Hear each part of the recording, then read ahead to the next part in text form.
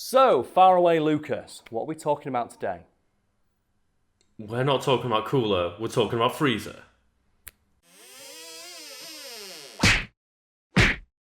So, Faraway Lucas, as you often do, would you like to explain for the lovely audience at home what the topic of today's Wiki Weekend is?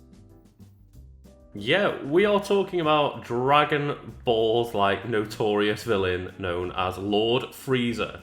Yeah, the villain of Dragon Ball. We were referring specifically to the Dragon Ball fandom wiki, a link to which you will find below. And before anyone fucking asks, because I get asked this all the time, anytime we talk about Dragon Ball, yes, I've seen Dragon Ball Abridged. Lucas, have you seen Dragon Ball Abridged? Yeah.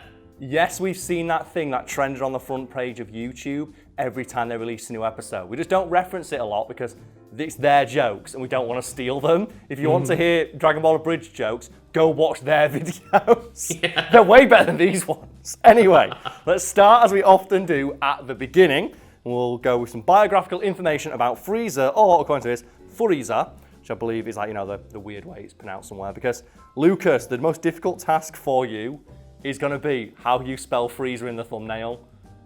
Yeah. Because already it says here, anime name, Frieza with an I, manga name, Frieza with two E's.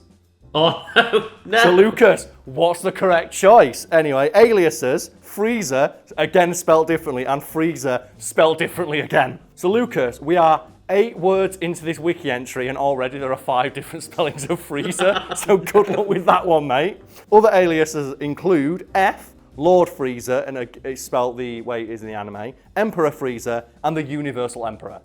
And there's not many band names in there, but there certainly is a lot of cool shit.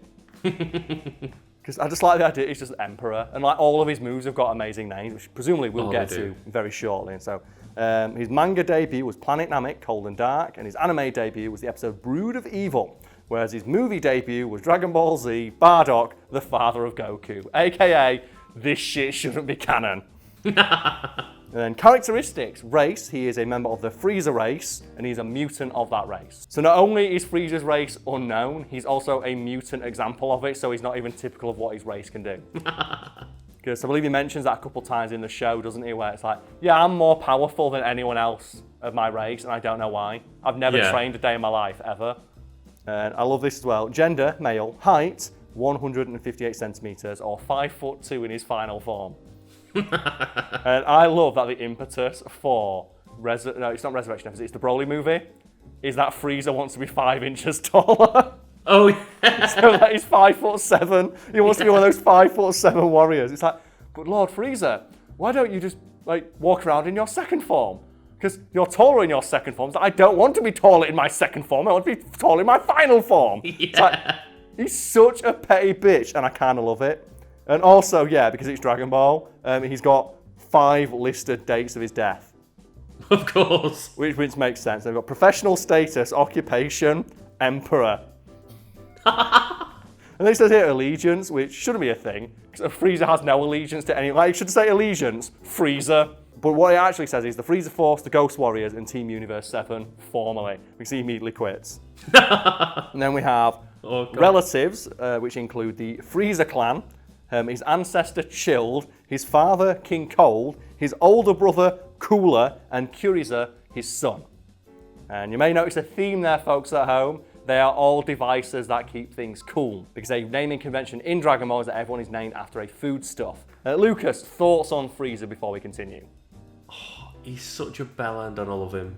Yeah, he's evil and he loves it, and there's a reason they keep bringing him back, because he's that good.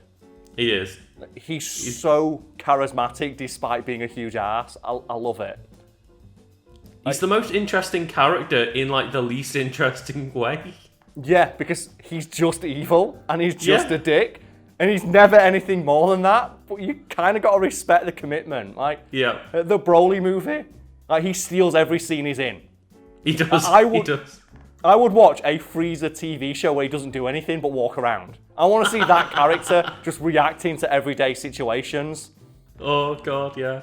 With his subordinates telling him, Lord Frieza, we're out of milk. He's like, God damn it, can no one get it? It's like, I just want to see that shit. Anyway, we continue with a quote from Frieza himself from the episode Namek's Defense. And it says, I doubt I need an introduction, but just in case, I am the mighty Frieza. And yes, all the horrible stories you have heard are true.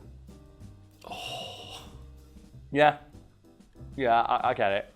He blows up planets for fun. Anyway, Frieza is the Emperor of Universe 7 who controls his own Imperial army and is feared for his ruthlessness and power. He is descendant of Chilled, the second son of King Cold, the younger brother of Cooler, fuck yeah, Cooler, best theme song in Dragon Ball FighterZ, and the father of Frieza. Frieza is the catalyst antagonist, so a cool band name there for everybody if you want to steal them from these videos, of the entire franchise as his actions that led to Goku arriving on Earth, also becoming a Super Saiyan. He's made several comebacks since his fight with Goku on Namek, including multiple invasions of Earth. Says that he's the main antagonist of like almost every saga and like 50 movies. Of course he is. He's the main antagonist of like basically the entire series. He's always in the background plotting, even when he's in hell. Yeah.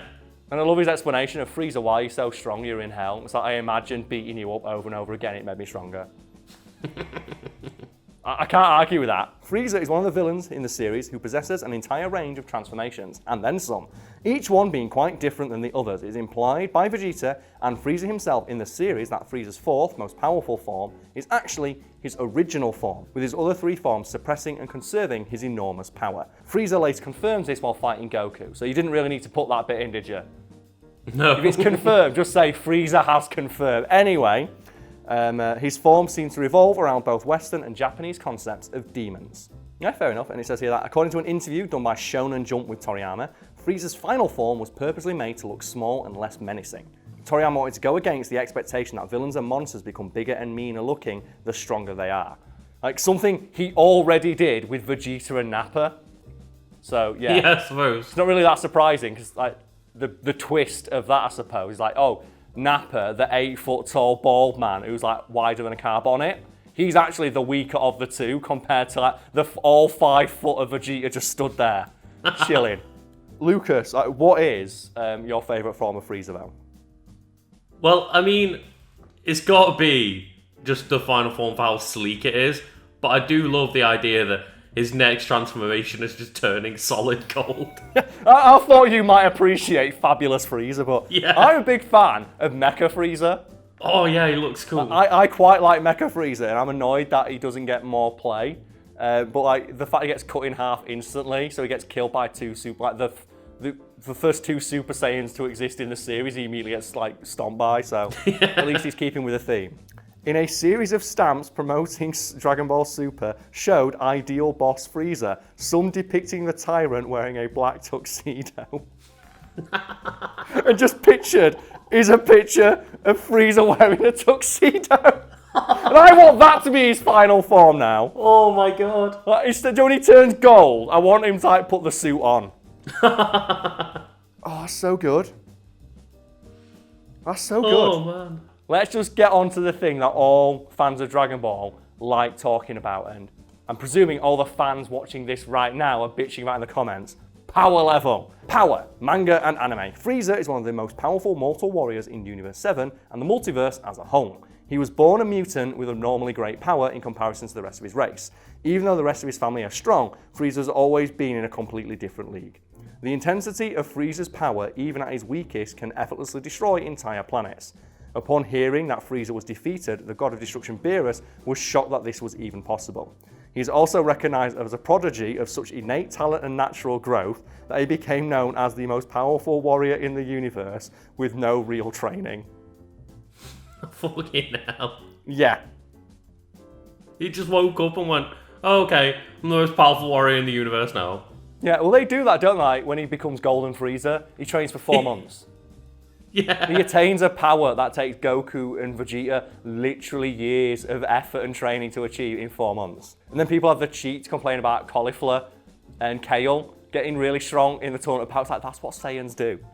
Yeah, it is. Yeah. Like, Frieza can achieve godhood in like 4 seconds, but whatever. In the Universal Survival Saga, despite being immobilized for over a year since entering Hell, Frieza's control of his ki grew through constant image training. This newfound refined control let Frieza use the golden form for extended periods of time with virtually no strain. In the anime, this growth let him remain unaffected by the energy of destruction, which is a base component of the universe that can destroy anything, but not Golden Frieza, because you can't destroy that much swag. Swag is immortal, Lucas, as Frieza proves. During the Tournament of Power Final Form, Frieza eliminated several fighters. In the anime, Frieza easily defeated the likes of I have no idea how to pronounce any of these names. But honestly though, Lucas, do you remember anyone from the Tournament of Power who's not Jiren? I remember like his team, I guess. I don't remember the names. Well, the Jobber Troopers, yeah, that's right. And then what it does, it keeps flitting between the anime and the manga of like various things that Frieza does, but yeah, he's pretty strong. But the annoying thing is it keeps flitting between timelines, so it's referencing movies that came out, but then it's referencing things that happened in the anime after the movies came out. It's like, well, we already know he's strong enough to do one thing, so let's just say he's about as strong as a god. Yeah. Also, he's gold. He's just solid gold, yeah. He's got, like, Lucas, how do you fight a man who's gold? You can't fight a man who's gold.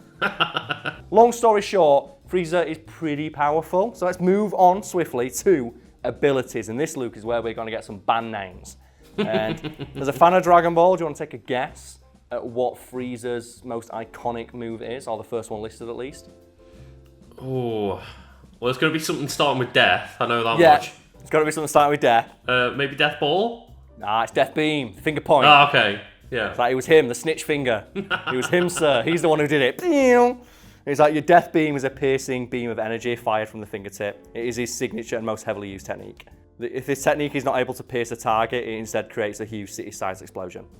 And then we have Death Ball, which is just a ball of death energy. Then we have Death Cannon, which instead of being fired from the fingertip, is an entire like palm blast. Yeah.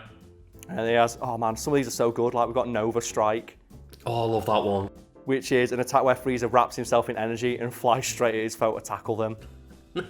Used against Goku or Namek, but also used against Jiren to eliminate him during the Tournament of Power. Yeah. That's the bit where he just grabs Jiren and just does, like, the classic, the Ganondorf dunk of, like, fuck you, you didn't win. He just grabs him and flies off the edge. And then Jiren just flexes and, like, changes their trajectory so they hit a rock. It's great. Yeah. Then we have Death Saucer, which I like because it's based on one of my favourite moves in the show, the Destructo Disc. Yeah. And it says here that after witnessing Krillin's Destructo Disc, Frieza quickly created his own upgraded version, named the Death Saucer. Wait, so he just saw Krillin go and use the Destructo Disc and went, yeah, that's a good idea. Yeah, I'm going to make my own. And it says here that it's better than the Destructo Disc because it's faster and hones in on its target. And then it goes like through a list of his forms, which we've already covered briefly, so I don't need to talk about those. But we do have to give a special mention to 100% full power form. Wide Frieza. Wide Frieza always deserves its own special mention. Oh, that thick boy. Yeah, he's so wide, Lucas. Wide Frieza. And then you've got Golden Frieza, and oh my god, he's so powerful. Do you know what I love as well? Like, there's different forms of Golden Frieza. Did you know that? Wait, what? Yeah, we have Golden Frieza, which obviously when he turns gold for the first time. And then after that, you've got, I quote, true Golden Frieza. When he's mastered the state of being golden. So Shin Golden Frieza, true Frieza. Oh, and then man. After that, you have Rage Golden Frieza, which is when he's angry. Which is an empowered state of Golden Frieza when he's very, very angry. Oh man, I love Dragon Ball. It's like, oh yeah, he transforms into like Golden Frieza. Oh well, he needs 3 forms of Golden Frieza. Well, that's what I like about like Super Saiyan God. It's like, oh, Super Saiyan God, that must be the greatest form of like Super Saiyan ever. And then Vegeta goes Super Saiyan God, Super Saiyan 2 or something shit like that. Yeah. It's like, it's so dumb. I fucking love Dragon Ball for shit like that. And then there's like all of his fusion forms from the various games, like when he forms with Cooler to create Cooliza. Oh my god, I've never seen this. Ginyu-iza, which is when he forms with Ginyu. I like this as well. On a section about his powers, it lists his spaceship. His spaceship is one of his powers. The large ship. He's like, it's shaped like a saucer, a traditional flying saucer, and it's used for interplanetary travel. He even clarifies here, though, that Frieza doesn't need it. Because he can already breathe in space and fly fast enough to, to go anywhere. He only used it to, transport his troops, really. Yeah, basically. And the thing is, though, his troops are so useless. He kills them all the time. Yeah. And Lucas, to end on, we have here a list of characters killed by Frieza. And what I'd like you to do is, just at some point during the reading of this list, to start fading to black. And then let the audience at home know on that black screen how long I went on for. Just to highlight how many characters Frieza has killed. So we have 4 Saiyan army snipers. King Vegeta, King Vegeta's elite soldiers. Bardock, like Goku's father. Frieza soldiers. Saiyans, which include Jean, Leek, Neon, Morocco. It's like, he's killed the entire Earth twice. And they still list amongst that, oh, but there's another time he also killed an entire city. It's like he destroyed Earth. Fucking hell, Frieza.